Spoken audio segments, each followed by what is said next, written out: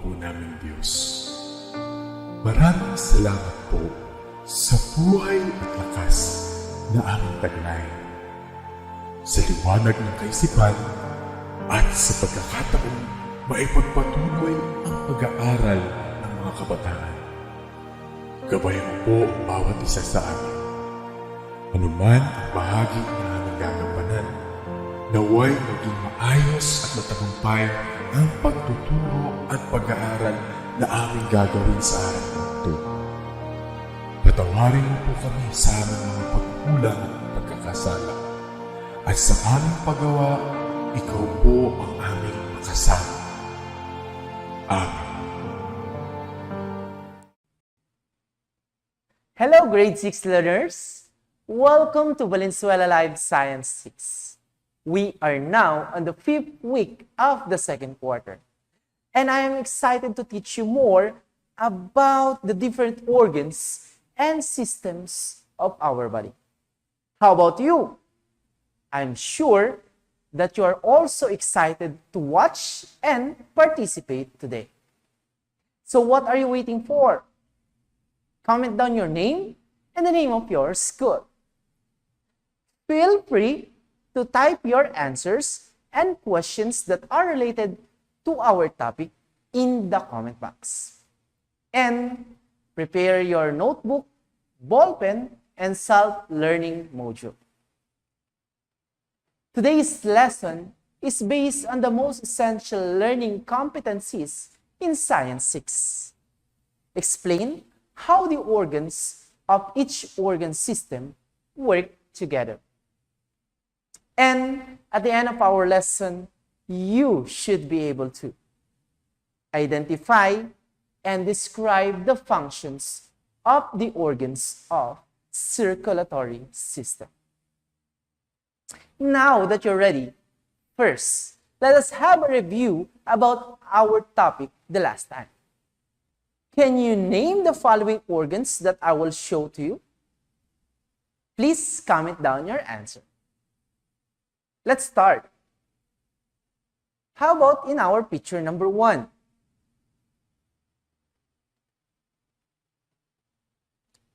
All right. Comment down your answer. The answer is lungs. Very good. In picture number 2, what organ is this?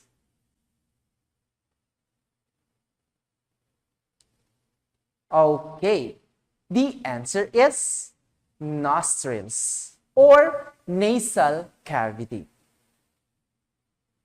Next, how about in our picture number 3? What organ is this? Okay, the correct answer is diaphragm. And in our picture number 4, how about this one? Comment down your answer. All right, the correct answer is mouth. And lastly, in picture number 5, what organ is this? Okay, the answer is larynx. Very good, grade 6 learners. And these organs belong to our respiratory system. It is made up of different organs responsible for making the body take in oxygen and give off carbon dioxide and moisture. All right. So, have you ever asked yourself about what happened next if the oxygen go to the blood? Again, have you ever asked yourself about what happened next if the oxygen go to the blood? Let's try to find out. So your body, like any other human body, is made up of different systems, which are continuously working together to keep the body in condition. Some of the body systems are responsible for providing the basic needs of the cell to continue life. The digestive system, respiratory system, and excretory system are some of the body systems that are directly connected to the circulatory system.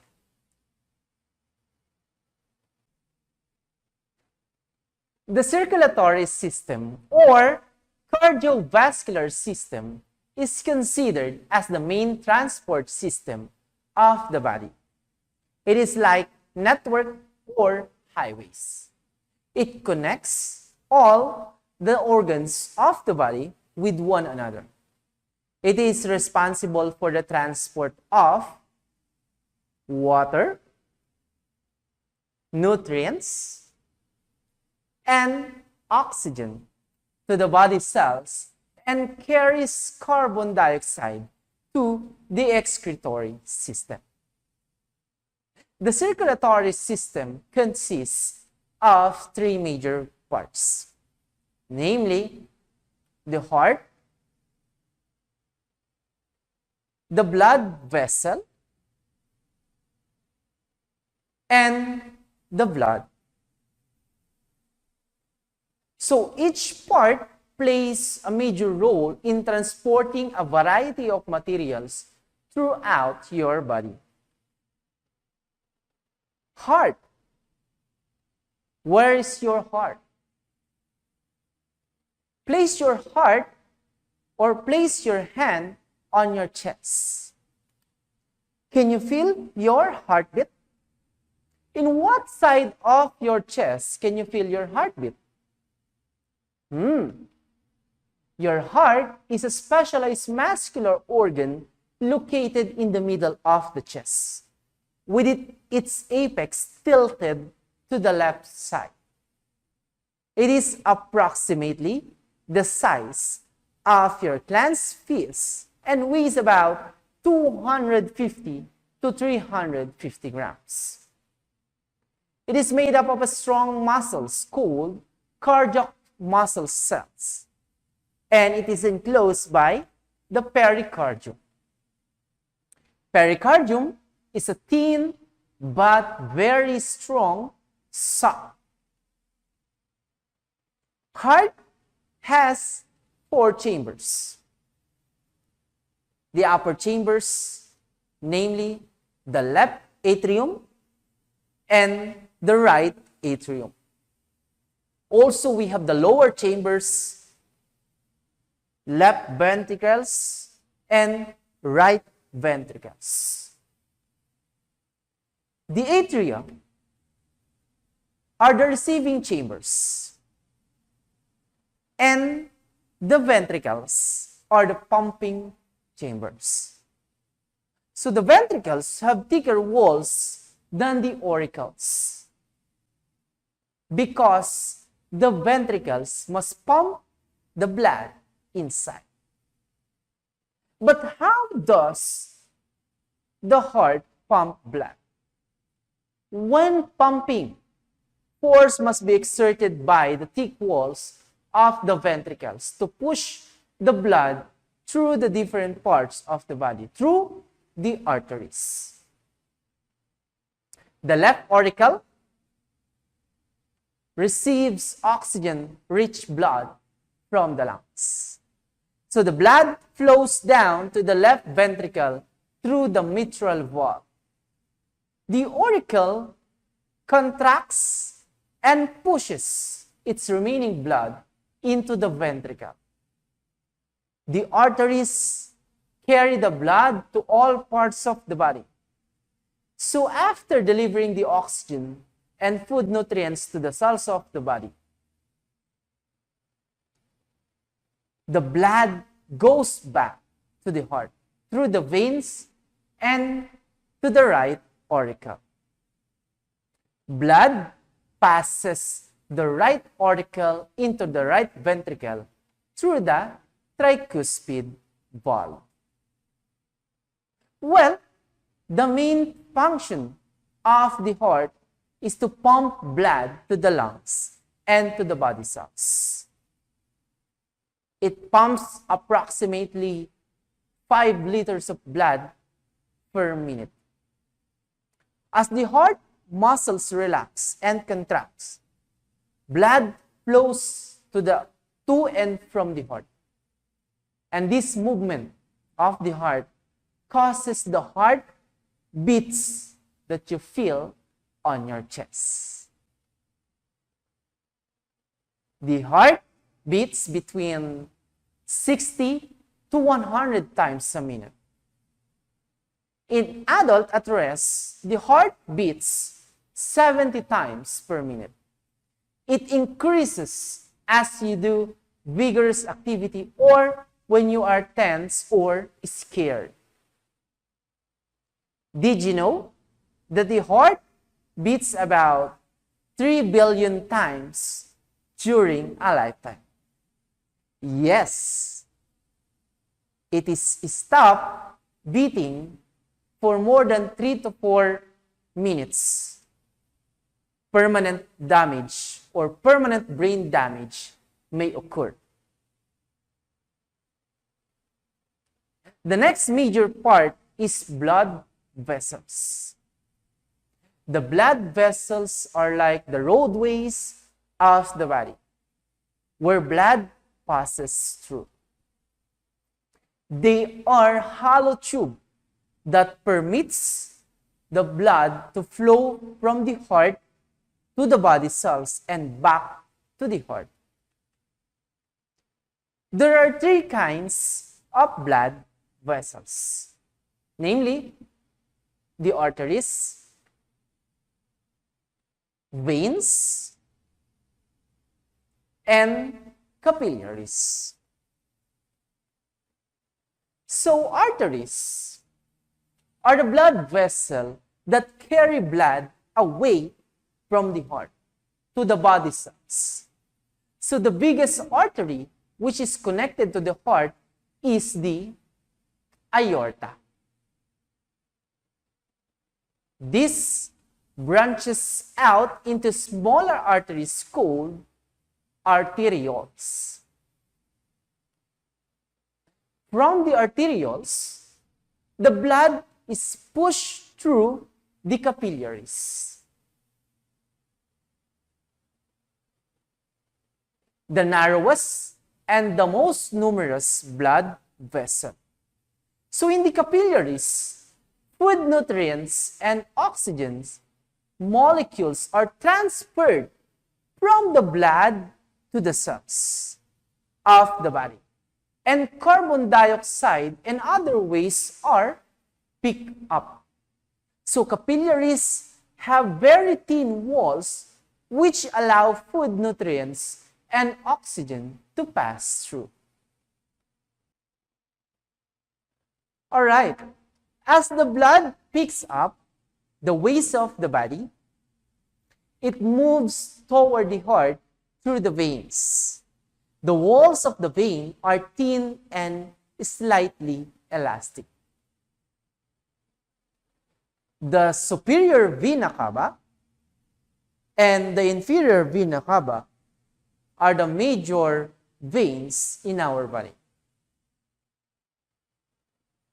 The last part of the circulatory system is the blood. Your body contains approximately 5 liters of blood depending upon the size of the body. It is about 9% of the body weight. Blood is a protein-rich fluid circulating in the body. It consists of plasma and 3 blood cells. 55% of the volume is blood plasma. So plasma transports the blood cells throughout the body. It also delivers the nutrients to the cells and picks up the waste from the cells. The portion of the cells is about 45% of the volume. Blood cells that are suspended in the plasma are 3 types. The red blood cells, the white blood cells, and the platelets. red blood cells are tiny biconcave discs. They are also called erythrocytes. They are the most abundant cells in the body, about 4.5 million to 5 million of them in 1 cubic millimeter of a healthy blood. Each red blood cells contain iron containing protein called hemoglobin. Hemoglobin transports oxygen from the lungs to the tissues of the body and picks up carbon dioxide. Oxygen attaches to the hemoglobin, thus giving a red color to the blood. Red blood cells have a short lifespan of 120 days.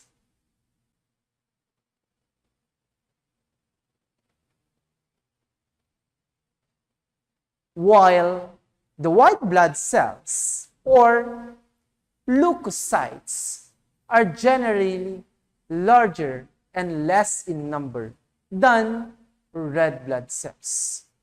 They are only 5,000 to 10,000 white blood cells for every millimeter of healthy blood.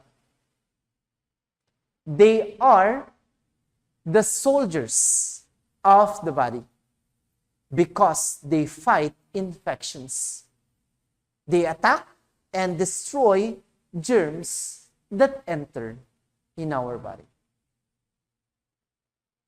And the platelets or thrombocytes are the smallest element in the blood that play an important role in blood clotting.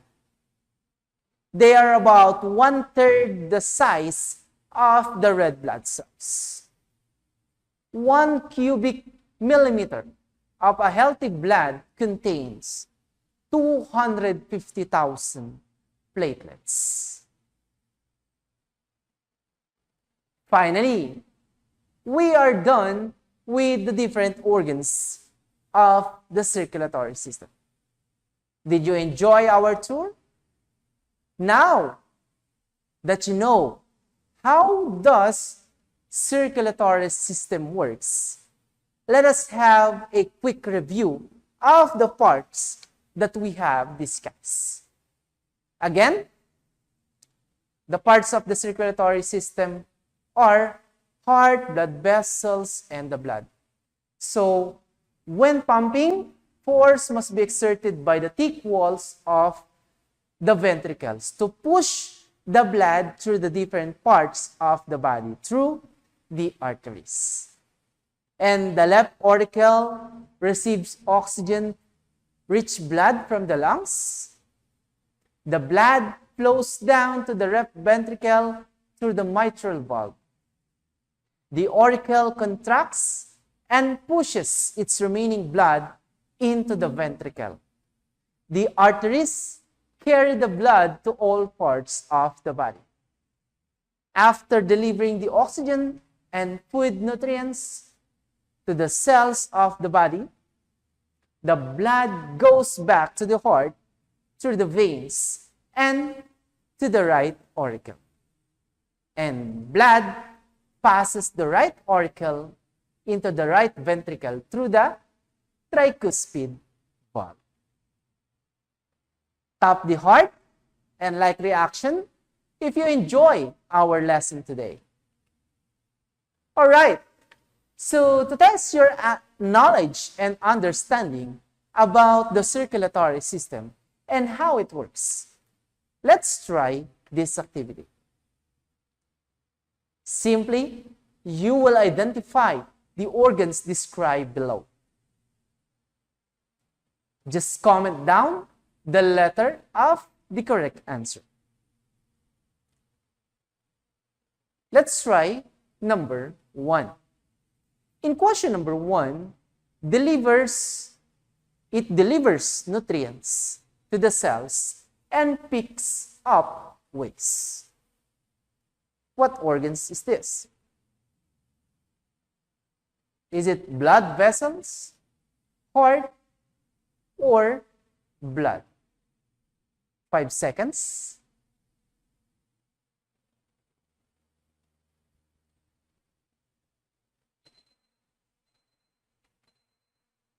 All right. The correct answer is letter C, blood. Question number 2. It received blood from the lungs. Letter A, right ventricle. Letter B, left auricle. Or letter C, right auricle. 5 seconds.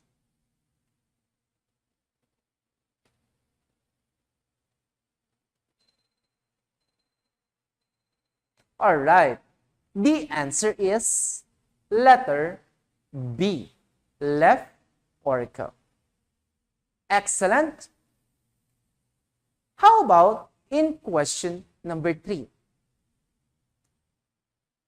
It fights germs that enter the body. Letter A, red blood cells. B, white blood cells. Or C, platelets. Comment down your answers. 5 seconds. Okay, the answer is white blood cells. Let's go to question number 4. The food nutrients and oxygen molecules are transferred from blood to the cells of the body. Is it letter A, arteries, B, veins, or C, capillaries? Comment down your answer.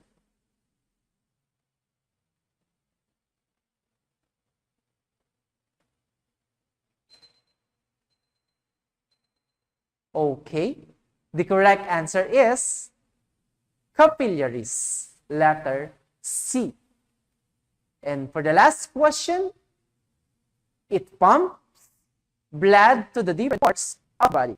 What is this? Is it A, heart, B, blood, or C, blood vessels? Answer in 5 seconds. Okay, the answer is heart, letter A. Very good, grade 6 learners. Thank you for your participation. For our hashtag, Ask Your Science Teacher time, you can ask me some questions about our topic, and I will do my best to answer them. So you may now start typing your questions in our comment box. 20 seconds. Please comment down your questions about the circulatory system.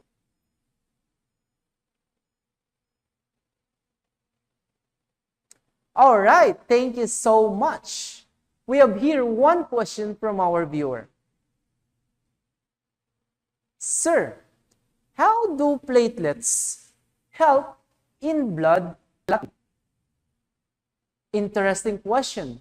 So when we cut or damage blood vessels, platelets release clotting protein into the blood that initiates chemical reactions resulting in the formation of protein called fibrin. So fibrins are tiny threads that interlace where the blood vessels or where the red blood cells and plasma get entangled, forming a red mass called clot. So without platelets, you would bleed to death in case a blood vessel is damaged by a minor wound or cut. All right, next question. Sir, are you familiar of blood donation or bloodletting? Yes, this activity is being encouraged by the Red Cross and the Department of Health.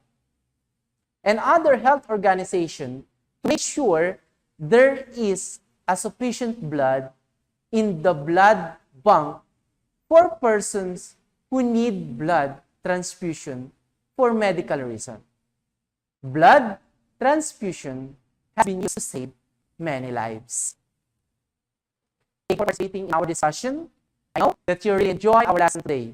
Sadly, we don't have enough time to answer all your questions today. But I know that your science teachers in your school will help you with this. So don't forget to attend your virtual class tomorrow. But before we end up our discussion, let us sum up the important points in our lesson. And remember the following. The circulatory system is considered as the main transport system of the body. It has three major parts, namely the heart, the blood vessel, and blood. The heart pumps blood to the lungs and to all parts of the body. The blood carries water, nutrients, and oxygen to the cell of the body. It carries waste to the excretory system and protects the body from the infection. The vessel is the pathways where blood travels to the different parts of the body. The heart, blood vessel, and the blood work together to transport water, nutrients, oxygen to the cells, and carries waste from the cells to the excretory system. And for our homework, answer the what's more part in your module on page 16. Again, answer the what's more part in your module on page 16. Once again, I'm Sir Leslie Acuña, leaving you with a quote. Beauty is one thing, but pure heart, that is beautiful. Thank you for listening, and see you again next year for another Science Terrific episode here in Valenzuela FB Live.